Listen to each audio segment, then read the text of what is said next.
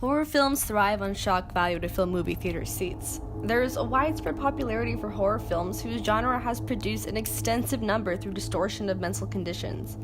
While incredibly iconic, Halloween is equally as stigmatizing. Rob Zombie's 2007 reimagining of the cult classic attempts to explain Myers' violence through an hour-long backstory of childhood abuse. The ambiguous shape is given an identity to sympathize with. Perhaps he isn't pure evil, but rather driven by trauma. However, the film misrepresents the mentally ill as dangerous through iconography, technical codes, and thematic elements of the genre that both conceal social reality and perpetuate the stigma around mental health for entertainment and shock value. The implications of using mental illness as an explanation for violent behavior and innate evil in man miseducates viewers and, in short, keeps them afraid. Halloween's antagonist is still portrayed as a violent, unstoppable force whose mental illness manifests physically to horrify. Horror feeds on the fear of the unknown and what viewers project into that space, similarly as the world in which mental health stigma exists. Aaron Panofsky discusses that objects have cultural meaning beyond the work in which they appear through the repetition of use in other texts and media. The masked killer or dark creature figure are popular archetypal characters in horror infused with symbolic meaning.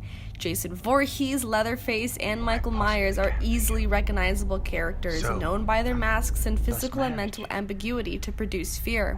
Charles Derry coined the term horror personality, which analyzes the form of the monster with psychosis.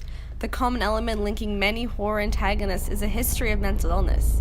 Using madness to reason a character's abnormal behavior is a popular device in the genre. Likewise, presenting a mentally ill person as a dangerous monster in conjunction with the mask iconography conceals and distorts the reality of the mental health community by turning its victims into something inhuman and incomprehensible for entertainment's sake. While it's hard to determine a person's mental state based on their appearance, the suggestion of a physical change due to mental illness adds to the otherness of the character. The iconography is understood to hide deformities and creates a distance from the viewer identifying with the character.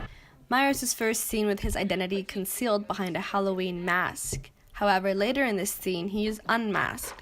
His unmasking invites facial recognition to viewers who can sympathize with his human face. Yet, when he dons the mask, he is dehumanized. Halloween's play on concealment and exposure with Myers' masks reflects his identity and insanity in conjunction with his violent behavior. Myers is introduced wearing his clown mask while holding his pet rat.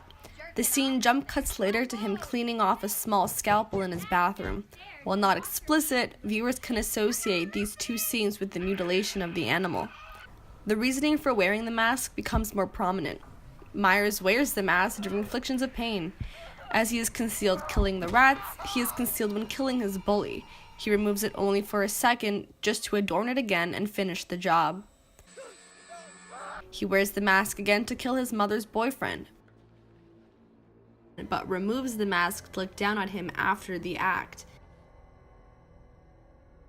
It becomes a question of his sanity as he wears it as a barrier of his identity from viewer association.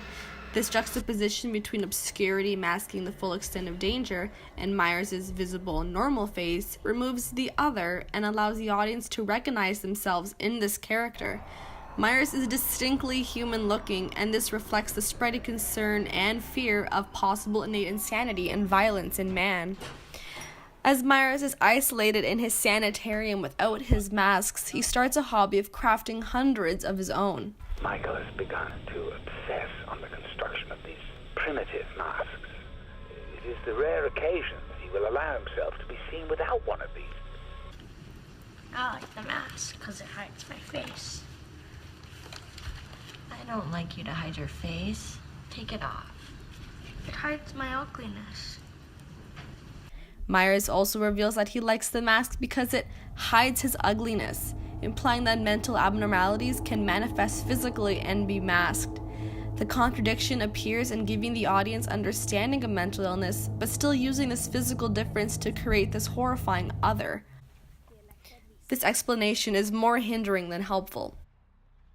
It enables viewers to distance themselves by suggesting, it's okay, it was something in his brain that made him sick. Derry writes that the Freudian explanation seems to make no sense. However, viewers are willing to grasp onto anything to alleviate their own fears and accept it.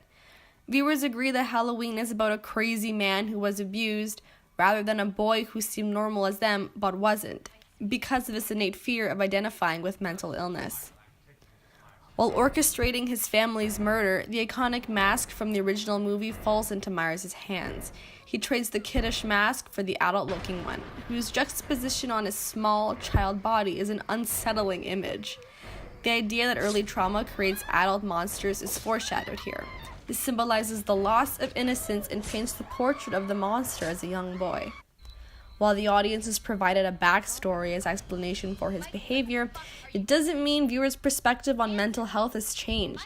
The audience needs to fear the villain, and past trauma may communicate why Myers should be viewed as dangerous.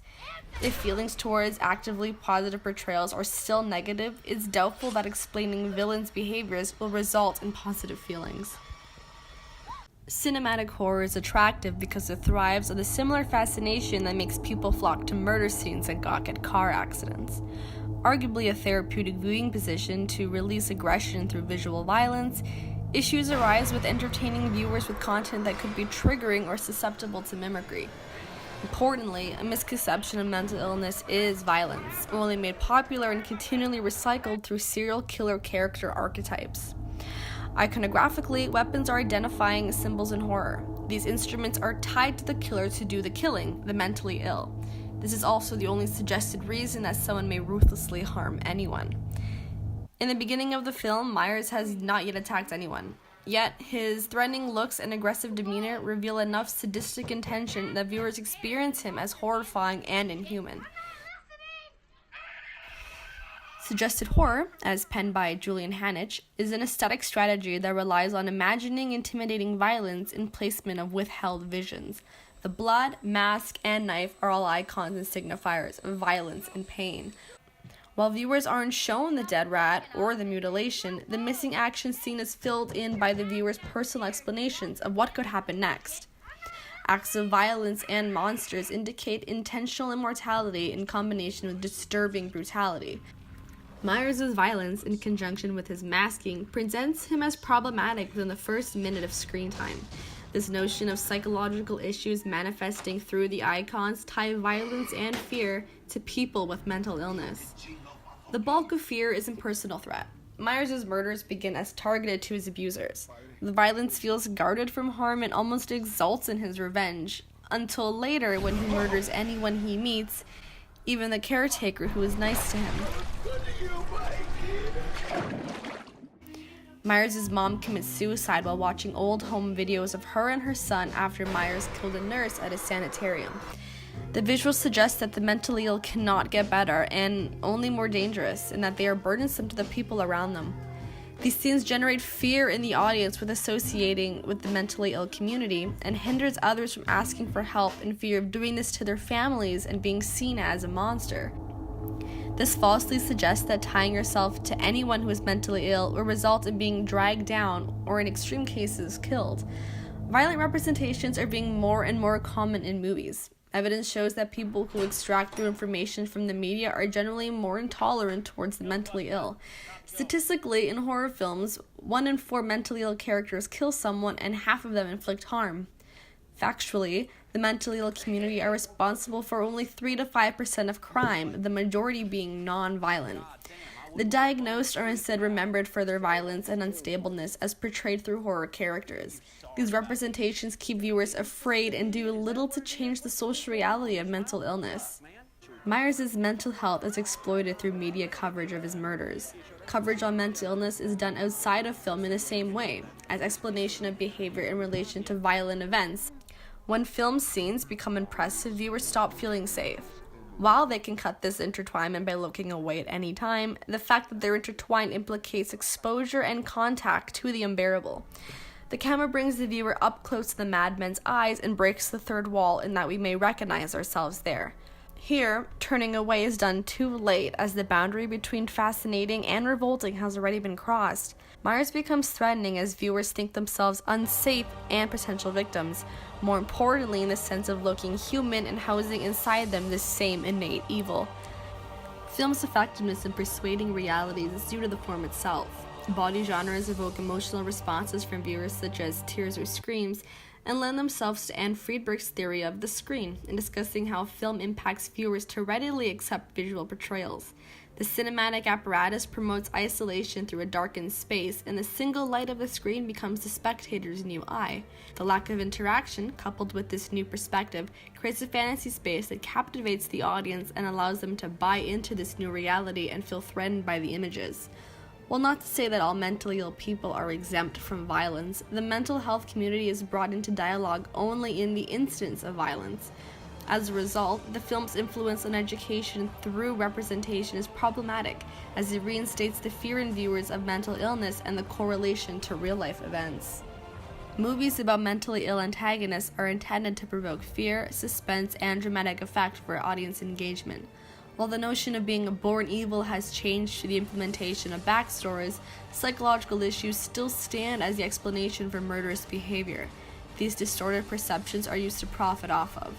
And, as long as these misconceptions and misrepresentations about mental illness continue, the violent, psychologically unsound villain will be a genre favorite.